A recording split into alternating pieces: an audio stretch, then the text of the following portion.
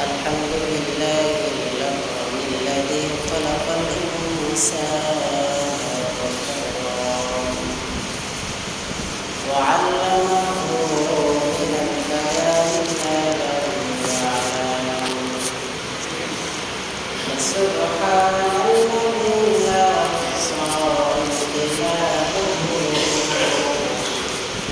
باللسان ولا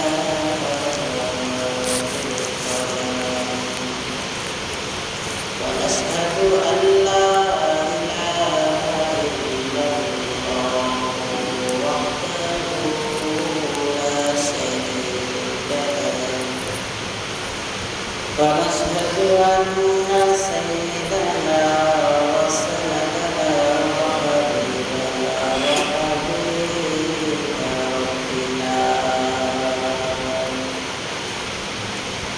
وطبيبنا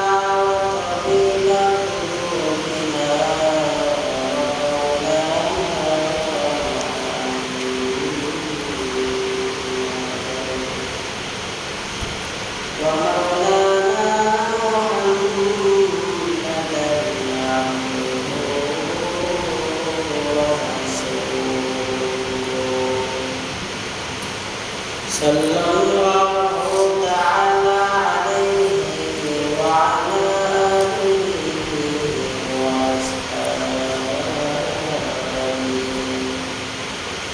وأصحابه الذين كشفوا الدنيا وسلم تسليما كثيرا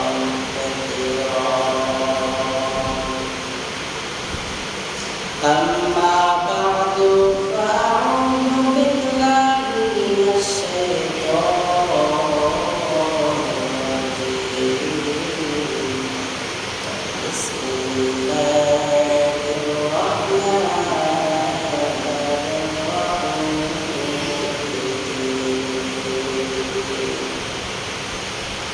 إن المنافقين في الدرك الأسفل من النار وقال رسول الله صلى الله عليه وسلم الصلاة عماد الدين من أقامها فقد أقام الدين ومن تركها فقد هدم الدين بهدم الدين أو كما قال النبي عليه الصلاة والسلام صدق الله مولانا العظيم وصدق رسوله النبي الكريم ونحن على ذلك لمن الشاهدين والشاكرين والذاكرين والحمد لله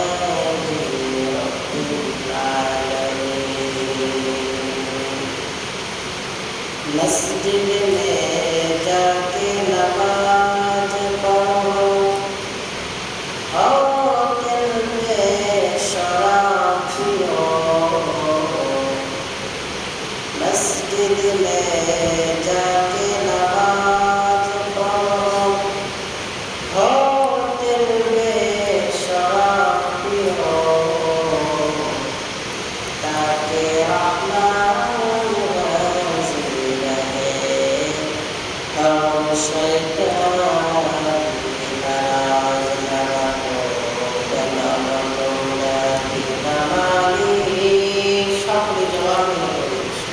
كشف الدنيا بجماله حسنت جميع خصاله صلوا عليه وآله الحمد لله সৃষ্টির মহান স্রষ্টা দয়াময় আল্লাহ পাকের দরবারে যে মওলাই কারীম আমাকে আপনাকে সমাজের হাজার হাজার মানুষের মধ্য থেকে ছাড়াই বাছাই করে আল্লাহ পাকের ঘরে এসে তার কুদরতি কদমে সেজদা দিয়ে জন্য হওয়ার লক্ষ্যে আগে আগে মসজিদে কবুল করেছেন। এজন্য নিয়ামত শুকর আদায় রাখে মুসলমান হিসাবে ঈমানের আওয়াজ উঁচু করে এক আওয়াজ উচ্চ কণ্ঠে কালিমাত শুকর আদায় করে সকল জবাব করে বলি আলহামদুলিল্লাহ। অতঃপর যে আল্লাহ তাআলা আমাদের মুক্তির জন্য যুগে যুগে লাখাধিক নবী রাসূল পাঠিয়েছিলেন, তাদের মধ্যে আবার আপনার নবী সর্বশ্রেষ্ঠ নবী, যিনি দুজাহানের সরদার, মানবতার মুক্তির দিশারি, সাইয়্যিদুল মুরসালিন রাহমাতুল লিল আলামিন, খাতামান নবিয়্যিন নবী মুহাম্মদ মুস্তাফা সাল্লাল্লাহু আলাইহি ওয়াসাল্লাম। মুহতারাম মুসলিমিন, কোরআনুল কারীমের আয়াতের মধ্যে হতে একটি আয়াতে কারিমা তেলাওয়াত করেছি সূরাতুন নিসা থেকে। রাসূল আকরাম সাল্লাল্লাহু আলাইহি ওয়াসাল্লামের হাদিসের ভান্ডারের মধ্যে হতে একটি হাদিস পাঠ করেছি। তেলাওয়াতকৃত আয়াত ও হাদিসকে সামনে রেখে সবাই সংক্ষিপ্ত পরিসরে কিছু কথা বলা হবে ইনশাআল্লাহ। হাদিসে বলা হয়েছে الصلاة عماد الدين من أقامها فقد أقام الدين ومن تركها فقد هدم الدين। الصلاة عماد الدين, নামাজ হলো দ্বীনের খুঁটি স্তম্ভ। মান আকামাহা ফাকাদ আকামা দ্বীন, যে ব্যক্তি নামাজ কায়েম করলো সে দ্বীনকে কায়েম করলো। অমান তারকাহা ফাকাদ হাদামা দ্বীন, আই হালাকা দ্বীন। আর যে ব্যক্তি নামাজকে তরক করলো সে ব্যক্তি দ্বীন ও ইসলামকে হালাক করে দিল, শেষ করে দিল। দ্বীন অত্যন্ত দামি জিনিস। কেমন দামি? রাসূল আকরাম সাল্লাল্লাহু আলাইহি ওয়াসাল্লামকে জিজ্ঞাসা করা হয়েছিল যে ইয়া রাসূলুল্লাহ, পৃথিবীর সব কিছুর চাইতে কি আপনি রাসূল দামি? রাসূল এক কথায় বলে ফেললেন যে পুরা কায়নাতের মধ্যে যা কিছু আল্লাহ তাআলা সৃষ্টি করেছেন, বানিয়েছেন, সমস্ত কিছুর চাইতে আমি দামি। রাসূলকে এবার বলা হলো ইয়া রাসূলুল্লাহ, আপনি কি দ্বীনের চাইতে দামি? তো রাসূল আকরাম সাল্লাল্লাহু আলাইহি ওয়াসাল্লামের চক্ষু মোবারক দিয়ে দপদপ করে পানি পড়া শুরু করেছে। মা ফাতেমা বলেন যে বাবা, আপনি এতক্ষণ পর্যন্ত প্রত্যেকটা প্রশ্নের জবাব পরপর করে দিয়ে দিলেন হাস্য উজ্জ্বল মুখ, কিন্তু যখনই আপনাকে দ্বীনের ব্যাপারে বলা হলো তো আপনার চক্ষু মোবারক দিয়ে দরদর করে পানি পড়ে গেল। রাসূল এবার জবাব দিচ্ছেন যে ফাতেমা, দ্বীনকে জিন্দা করার জন্য আমি নবীর বক্ষ থেকে, শরীর থেকে রক্ত ঝরেছে। দুনিয়ার সব কিছুর চাইতে আমি দামি হইলেও দ্বীনের চাইতে আমি রাসূল দামি না। এজন্য দ্বীন অত্যন্ত দামি জিনিস, অত্যন্ত মূল্যবান জিনিস। এজন্য মুমিন সব হারাইতে পারে, কিন্তু দ্বীনদার হতে হবে। আসসালাতু ইমাদুদ্দিন, যে ব্যক্তি নামাজ কায়েম করলো সেই ব্যক্তি দ্বীনকে কায়েম করলো। আর যে ব্যক্তি নামাজ কায়েম করলো না সেই ব্যক্তি দ্বীনকে হালাক করে দিল, শেষ করে দিল। নামাজের মধ্যে তো ধারাবাহিক আলোচনার মধ্যে চলতেছিল যে ফজর আর আসরের নামাজের ফাজাইল আল্লাহ তাআলার কাছে একটু কি বেশি না কম? একটু বেশি। আসরের নামাজের এমন পাওয়ার আল্লাহ তাআলা দিয়েছেন যে সমস্ত সৈন্যদের মাঝে গৌর গোবিন্দ মানুষের মাঝে এলান করে দিল যে শাহজালাল, আপনার সৈন্যদের মধ্যে কেউ যদি থাকে যে আমাদের ধনুকটাকে উঠায়া মারবে, যদি কেউ মারতে পারে উঠায়া, তাহলে আমরা তো মুসলমান হয়ে যাব। শাহজালাল মুজাররদ আমানি রহমাতুল্লাহি আলাইহি চিন্তা করে দেখলেন যে যেন তেন শক্তি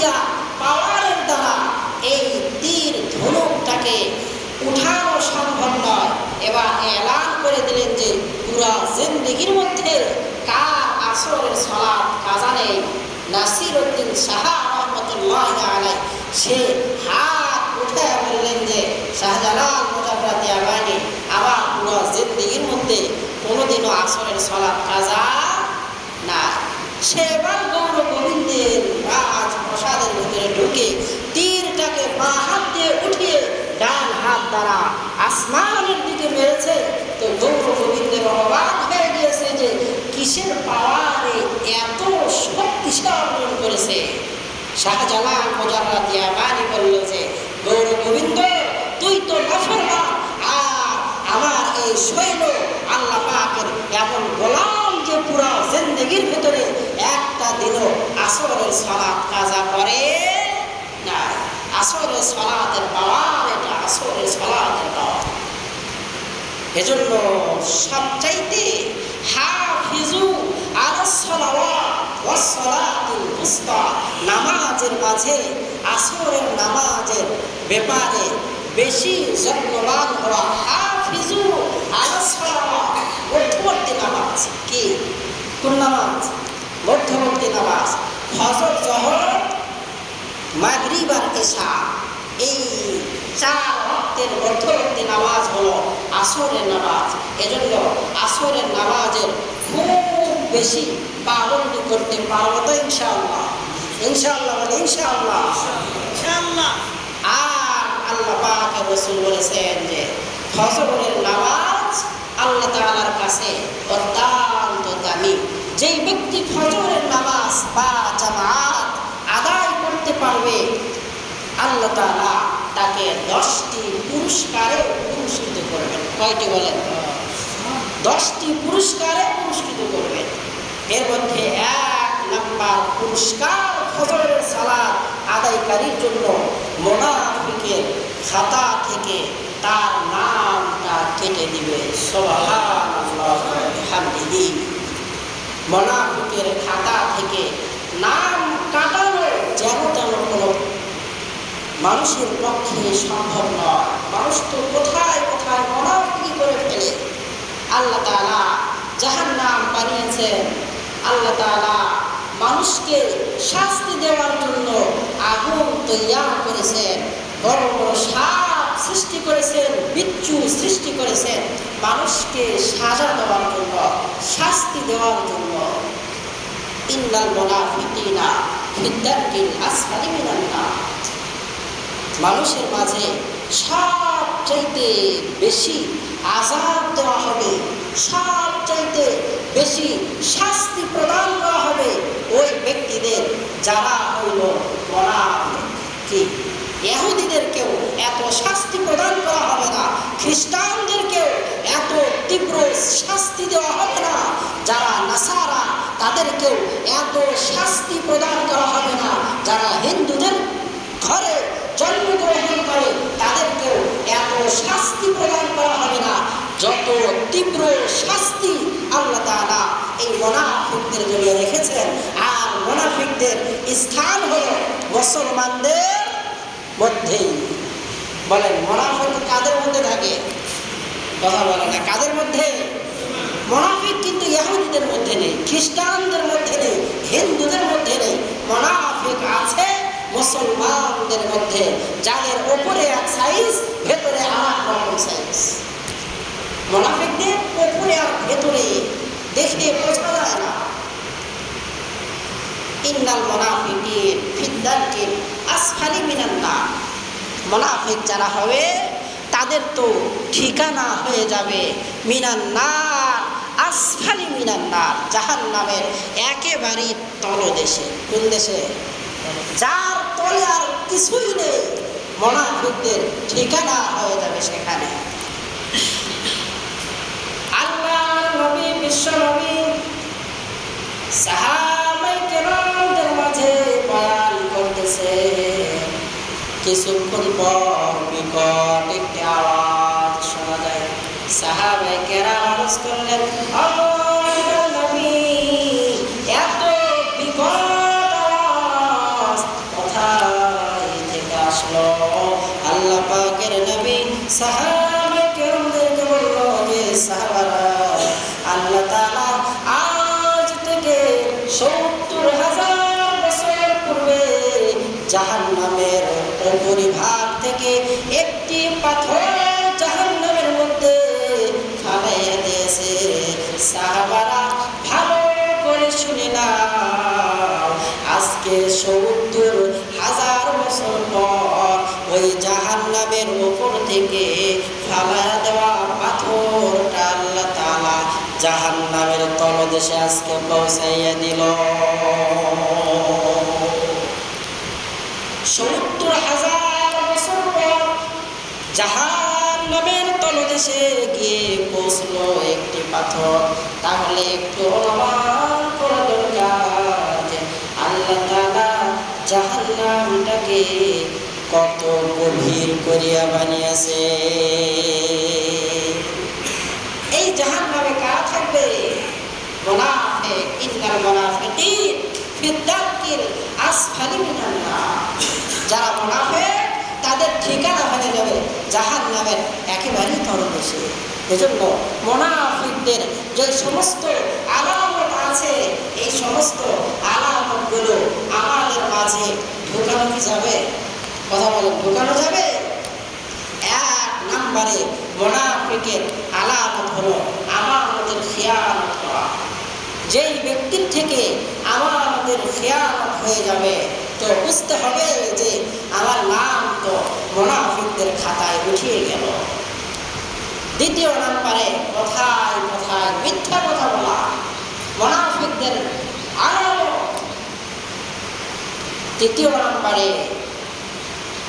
মানুষের সঙ্গে কথোপকথন করতে করতে ঝগড়ায় জড়িয়ে পড়া, এরপরে মুখ দিয়ে অশ্লীল ভাষায় গালিগালাজ শুরু করা। ৪র্থ নম্বরে মুনাফিকের আলামত, যে সমস্ত ব্যক্তিদের মধ্যে এই সমস্ত আমানতের খেয়ানত করবে, কথায় কথায় মিথ্যা কথা বলবে, মানুষের সঙ্গে অশ্লীল ভাষায় কথাবার্তা বলবে। এখনকার যুবক ভাইদের মুখের দিকে তাকিয়ে তো কথা বলতেই বড় লজ্জা কোথায় নিজের থেকেই। মাঝে মাঝে একটু বাহিরে বের হয়ে আসরের নামাজের পরে খুব ভালো রাস্তাঘাটে দেখা হলে সালাম দেয়, আসসালামু আলাইকুম হুজুর।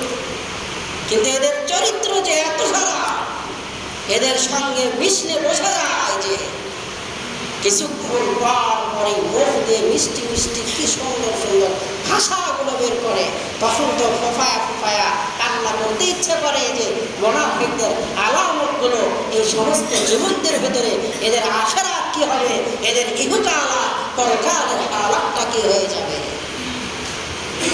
যত দিন যাচ্ছে কোথায় কোথায় কোথায় কোথায় যুবকদের মুখ থেকে অশ্লীল ভাষা এই বর্তমান সময়ের যুবকদের মুখ থেকে একেবারেই বেশি বের হয়। কি বেশি না কম?